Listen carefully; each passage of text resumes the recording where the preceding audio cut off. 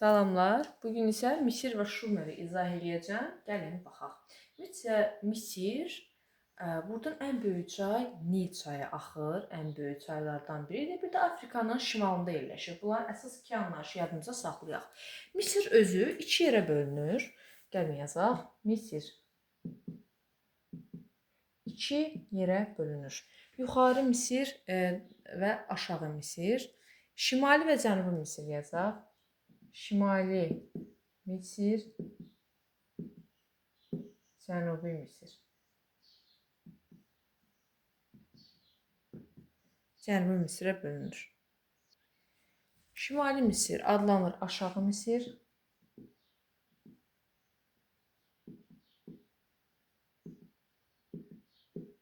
Cənubi Misir adlanır yuxarı Misir.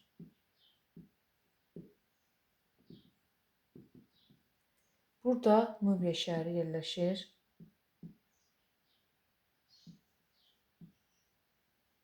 Nubiya şəhəri. Deməli, Misirdə ümumiyyətcə belə deyək, bəndlər və damba var idi. Daha doğrusu damba və şaduf var idi. Bu iki anlayışı qeyd edim. Birincisi damba, şaduf. Damba bəndlərin qarşısını keçmək üçün bəzən Misirdə çox daşqınlar olurdu. Təsəvvür edin ki, insanlar əkinçiliyi ilə məşğuldurlar, əziyyət çəkirlər, daşqınlar gəlir, hər şeyi məhv edir. Bu daşqınların qarşısını almaq üçün dambalar, yəni bəndlər tikilirdi. Bənd tikilirdi. Şaduf nədir? Şaduf isə ərazini suvarmaq üçün, sulamaq üçün istifadə olunurdu. Əkinçilik yerlərində istifadə olunurdu. Şaduf. Bu iki anlayışı yadımızda saxlayaq. İndi isə keçirik Misir necə yarandı ondan danışmağa. Misirdə ümumiyyətcə 40-a yaxın nom var idi. Nom deyəndə biz necə nəzərdə tutaq, necə loru dildə izah edeyim sizə. Məsəl üçün, Azərbaycan hal-hazırda bir çox rayonları var, düzdürmü? O dövrdə də rayon yerinə nom deyək. Misirdə 40-a yaxın nom var idi. Düz indi bu loru dilə dedim, Azərbaycanın bir çox rayonları var idi. Gəlin bunu ABŞ-la müqayisə edək. ABŞ-ın bir çox ştatları var, hərəsinin öz başçısı var, hərəsinin öz qanunu var bəzi yerlərində. Yəni hər ştatın özünün öz qanunu var, qayda qanunu var. Misirdə də 40-a yaxın nom var idi. Nom indiki loru mənada ştat, vilayət, rayon, ərazi bu cür yadınıza saxlayın. 40-a yaxın nom var idi və bu nomların hərəsinin öz hökmdarı, məscidi, qayda, qanunu, hər bir şeyi var idi. Və bunlardan ən güclüsü bir-birlə 40 dənə nom bir-birlərlə mübarizə apara-apara zəif güclüyə məğlub olub ona birləşirdi deyə artıq nomların sayı da azala-azala gedirdi. Onlardan ən güclüsü yuxarı Misir və aşağı Misir idi. Yuxarı və aşağı Misir axırda qalır və bunlar arasında mübarizə başlayır. Nəyə görə? Vahid Misiri kim yaradacaq? Onun uğrunda bunlar arasında mübarizə başlayır. Hərəsi arasında mübarizə başlamışdı eramızdan əvvəl 4-cü min illiyin ikinci yarısı. 4-cü minin ikinci yarısı bunlar arasında mübarizə başlayır. 4-cü minilliyin sonu isə artıq bu başlamadır. Başlama tarixi. Başlama. 4-cü minilliyin, belə qoyaq. 4-cü minilliyin sonu artıq Misir vahid dövlət bitmə tarixi. 4-cü minilliyin sonu isə artıq vahid dövlət tərkibində birləşmişdi Misir. Artıq bir dövlət meydana gəlmişdi və ilk paytaxtı, Misirin ilk paytaxtı hansı olmuşdu? Memfis şəhəri. Belə qeyd edək, ilk paytaxt Memfis. İkinci paytaxt hansı olub? İkinci paytaxt Fif şəhəri. İkinci sözünü yadda saxlayın ki, ikinci minillikdə. Eramızdan əvvəl bunu yazmağı unutdum. İkinci minillikdə. Misirdə çox hadisə ikinci minillikdə baş verir. Bunları yadımıza saxlayaq və hal-hazırda keçəcəyik Misirin idarə etməsinə ondan danışacağıq. Ölkənin başında Firon dururdu. Firon, bəlkə eşitmisiniz, Kleopatra. O da Firon olmuşdu. Kleopatra. Ölkənin başında ilk olaraq birinci yerdə durur Firon. Firon ordunun baş komandanı sayılırdı. Ölkəyə, vilayətlər, nomları idarə etmək üçün, belə deyək, kiçik əraziləri idarə etmək üçün canişin və məmurlar təyin edirdi. Başqa nə deyə bilərdik bura? Tanrı yer üzərindəki təmsilçisi hesab olunurdu. Bir də hakimiyyət irsi keçirdi. Hakimiyyət irsi keçir deyən nə demək istəyirik? Məsəl üçün, ata ölür, ondan sonra oğlu gəlir. Oğul ölür, ondan sonra onun oğlu gəlir. Belə. İrsi hakimiyyət bu deməkdir. Sonra onun ən yaxın köməkçisi deyək kimi Çati.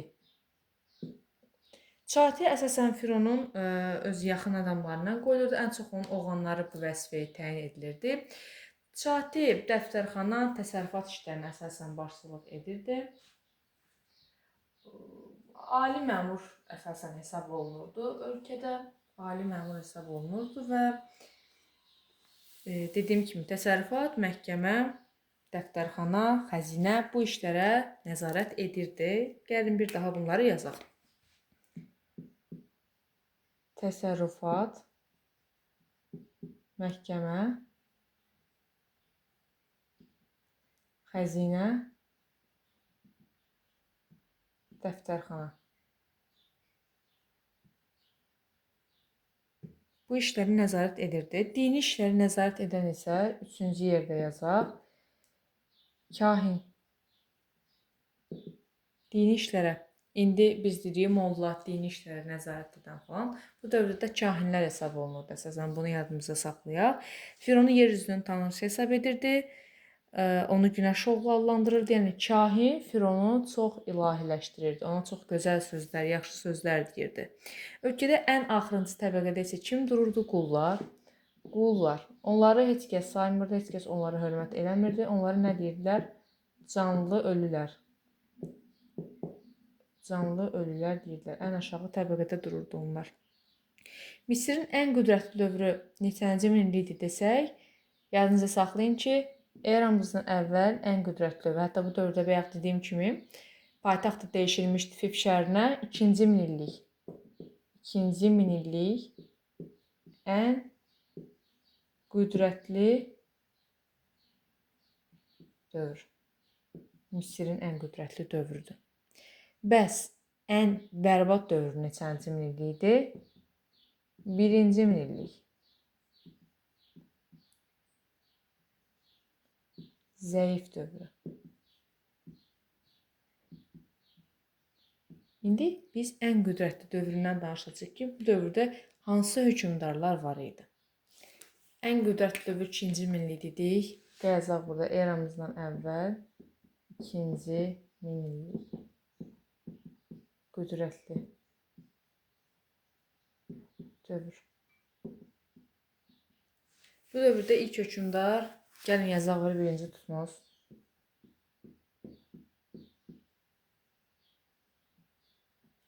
Birinci Tutmos nə eləmişdi əsasən? Asiya, yəni Aralıq dənizinin şərqinə yönəlmişdi. Ən çox işlər aparmışdı harda? Aralıq dənizinin şərqi.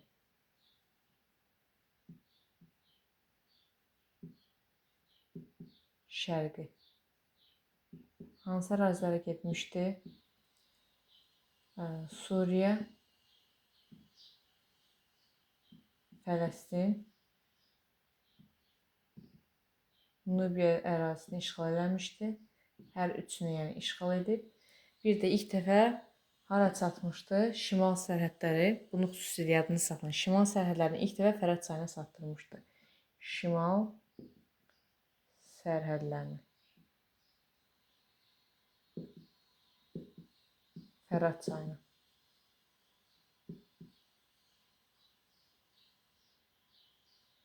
Yadda saxlayın. İndi keçirik ikinci hökmdarımız 3-cü Tutmos bulan hamısını 2-ci minillikdə hakimiyyətdə olublar. 3-cü Tutmos hansı ərazilərdə işğal eləmişdi? Suriya, Fələstin, Finikiya. Bu əraziləri işğal edəndən sonra, məsələn, işğalçı bir hökmdardır, işğalçı bir dövlətdir, Misir dövləti. Bura kimləri təyin edirdi? Buranı idarə etmək üçün canişinləri qoyurdu ki, buranı idarə etsin. Ümumiyyətcə, 3-cü Tutmosda 1-ci Tutmos kimi Aralıq dənizinin şərqinə yönəlmişdi. Aralıq dənizi şərqinə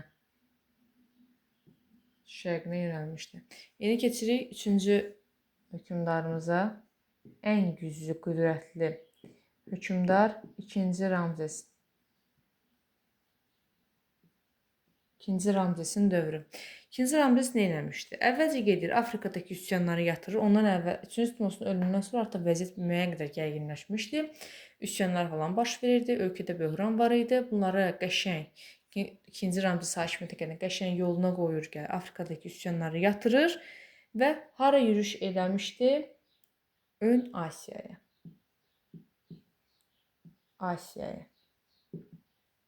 Asiyaya yürüş etdi. 3-cü Tutmosun o kimi Ön Asiyaya getmişdi. Ön Asiya Aralıq dənizinin şərq sahilləri, yəni eyni istiqamətdir. Və onun əsas düşməni kim idi? Het şahlığı. Het şahlığı ilə mübarizə aparmışdıq. O belə ox işarəsi oyaq iki tərəfli. Het şahlığı. Het şahlığı daimi olaraq mübarizə aparmışdı. Hansı ərazi uğrunda? Suriya. Suriya ərazisi uğrunda mübarizə aparmışdılar. Fələstin və ümumiyyətcə onlar arasında mübarizə baş verir və bu mübarizənin nəticəsi hansı müqavilə ilə bitmişdi? Kadeş müqaviləsi. Eramızdan əvvəl 1286-cı ildə. Bunun şərtləri nə idi? Gəlin buradan yazaq. Deməli, Suriya, daha doğrusu necə yazım? Suriyanın cənubu.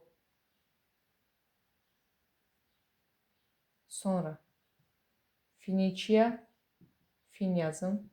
Fələstin, Fəl yazım. Bunlar hamısı kimə verildi? Misir. Yəni 2-ci Ramzesə. Bəs Het şahlıqla nə verilmişdi? Sadəcə olaraq Şimali Suriya. Gəl belə cənub yazmayaq. Cənubi Suriya yazaq bunun qarşısına. Cənubi Suriya. Şimali Suriya isə kimə verilir? Şimali Suriya verilmişdi Het şahlığına. Het şahlığı. Və onlar nəticəyə gəlir? İlk yazılı sülh müqaviləsi idi tarixdə. Ümumiyyətcə, onlar başqa dövlətlərə qarşı bir-birlərinə yardım eləməli idilər. Belə, bir də 2-ci Ramzes ölkədə quruculuq işləri aparmışdı. Nubiyada 24 metrlik heykəli var idi. Bunu yadınızda saxlayın. Belə. Ondan sonra isə Misirin Ön Asiyadakı mövqeyi xeyli zəifləmişdi. İndi keçəcəyik Misirin tənəzzül dövrünə. Bayaq dediyimiz kimi Misirin tənəzzül dövrü eramızdan əvvəl 1-ci minilliyi əhatə edir. İndi onu da izah edirəm. Ən zəif dövrü Misirin eramızdan əvvəl, bayaq da qeyd etdim, 1-ci minillik. Bu dövrdə nə oldu? Sülalilər bir-birlərini əvəz edirdilər, bir-birlərinə mübarizə aparırdılar və Misir daha çox zəifləyirdi, bərbad vəziyyətə gəlirdi. Əgər bir ölkə zəifləyirsə, bu fürsətdən kim istifadə edir? Təbii ki, də xarici dövlətlər, xarici hücumlar artıq çoxalmağa başlayır. Bunlardan biri də Əhəmənilər olmuşdu. Əhəməni dövləti, hökmdarı isə 2-ci Kambiz. Gəlin yazaq 1-ci eramızdan əvvəl 525. Bu bərabər neçəyə? Eramızdan əvvəl 6-cı əsr. Əsri də çevirsək minilliyə neçənci? Minillikdir. Eramızdan əvvəl 1-ci minillik. Yəni, bu ildə kim gəlmişdi ölkəyə? Əhəmənilər. Əhəməni. Hökmdarı kim idi? 2-ci Kambiz. Qalib gəlir, məğlub olur. Qalib gəlir. Misirə qalib gəlir. Və bunun nəticəsində nə baş verir? Misiri işğal edir, öz əyalətinə çevirir və Misirdə müstəqil dövlətçiliyə son qoyulur. Bunu yadınızda saxlayın. Sonra ikinci yazırıq. eramızdan əvvəl 332 bərabərdir neçənci əsr? Eramızdan əvvəl 4-cü əsr. O da bərabərdir eramızdan əvvəl 1-ci minillik. Bu dövrdə kim idi? Kim gəlmişdi? Makedoniyalı İskəndər. Makedoniyalı İskəndər. Makedoniya imperiyası idi. Gəldi Misiri necə tutdu? Müqavimətsiz. Hətta Makedoniya İskəndəri Firon adlandırırdılar. Firon adlandırmışdılar. Və hətta görür Misir o qədər gözəldir ki, paytaxtı da Misirin İskəndəriyyə şəhərinə köçürmüşdü ya, Makedoniya İskəndər. Paytaxtı İskəndəriyyə şəhərinə. Misirin İskəndəriyyə şəhərinə.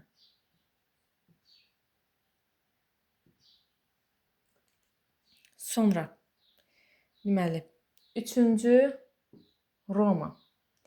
Eramızdan əvvəl 30-cu il bərabərdir. Eramızdan əvvəl 1-ci əsr. 1-ci əsr bərabərdir. Eramızdan əvvəl 1-ci minillik. Yadınızda qalsın. Belə deyim. Deməli, 1-ci əsrdən 10-cu əsr daxil olmaqla, yəni hamısı 1-ci minilliyə aiddir. Artıq 11-ci əsrdən 20-ci əsr daxil olmaqla 2-ci minillikdir. Bunları belə yazıram ki, yadınızda qalsın. Kim gəlmişdi? Roma. Roma. Nə oldu? Qalib gəldi. Bunların hər üçü də qalib gəlmişdi, yadınızda qalsın. Və nə edir? Misir Romanın əyalətini çevrilir. Lətinə çevrilir. Bunları yadınızda saxlayın. Bunlar əsas məqamlar idi. Hər bir ölkədə olduğu kimi ilk yazıları hansı yazı olmuşdu? Piktoqram. Piktoqram yazısı olmuşdu. Eramızdan əvvəl dövlətin yaranmasından götürsək, eramızdan əvvəl 4-cü minillik. Dövlətin yaranması ilə. Piktoqram yazı hansı yazı idi? Piktoqram, şəkli yazı. Öz ifadələrini, yəni ideyalarını ifadə etmək üçün şəkli yazı, şəkil vasitəsilə idarə edirdilər. Yazırdılar, şəkli yazı. Daha sonra, burada əsas fən həndəsə idi. Mum lövhələrin üzərində yazırdılar yazılarını. Dənli, buğda, yəni bol olduğuna görə Misiri qızıllı ölkə adlandırırdılar. Günəşin, ayın tutulmasını vaxtında bilirdilər. Bir də ulduzlu göyün xəritəsi, bu çox vaxt çaşdırılır. Ulduzlu göyün xəritəsi Misirə aiddir. Yanınızda qalsın. Təqvim yaratmaq bacarmışdılar. Üç bucaq dairə, trapesiya bunun sayəsini hesablaya bilirdilər. Dediyim kimi, həndəsə yüksək inkişaf eləmişdi. Onluq hesablama sistemindən istifadə etməyi bacarırdılar. Onluq hesablama bacarırdılar. Daha sonra mumyalanma adəti var idi. Bildiyimiz kimi sadə cərrahi əməliyyatları apara bilirdilər. Bütpərəst idilər, çox tanrılı idilər.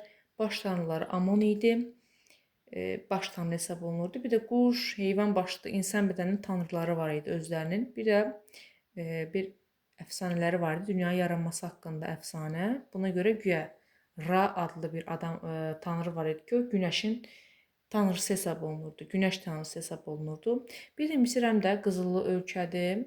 Qara torpaq adlanır. Sonra isə ehrambar ölkəsi. Yəni burada ehram nədir? Piramidalar deməkdir. Çoxlu piramidalar var idi. Piramidaların inşası əsasən başlayır eramızdan əvvəl 3-cü minillikdə. Piramida. Belə yadınızda qalsın. Artıq piramidalarda dəfn olurdular belə deyək, pilləkən formalı ilk piramida Djoserə aiddir. Pilləkən formalı. Ən hündürü isə kimə aiddir? Xeopsa 147 metr hündürlüyündə dünyanın 7 möcüzəsindən biridir. Artıq piramidalar yox, yavaş-yavaş başlayırlar sərdabilərdə, yəni qaya altında yonulmuş qəbirlərdə dəfn edilməyə, hansı hökmdar Firondan başlayaraq Firon birinci Tutmosdan başlayaraq Sərdabədə. Fironlar dəfn olunmağa başlayırdılar. Ən zəngin belə deyək, Sərdabə kimə məxsus idi? Ən zəngin Tutanhamon. Bu Firona məxsus idi. Ən zəngin, qızılları bol idi. Sonra Böyük Sfinks var idi. Piramidaların qarşısında yerləşir. İnsan başlı şir bədənli heykəl idi. Daha sonra burada başqa bir şeylər yoxdur, yoxdur, yəni deyim. Daha sonra belə bu qədər. Misir haqqında dərsimiz bu qədər. Bitdi.